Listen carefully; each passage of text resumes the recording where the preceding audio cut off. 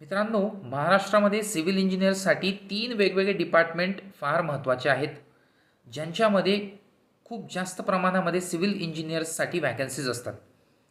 Public works department, water resources department आणि water conservation department यांच्यामध्ये तुम्हाला विविध पदांवरती काम करण्याच्या संधी महाराष्ट्र शासनाअंतर्गत उपलब्ध आहेत.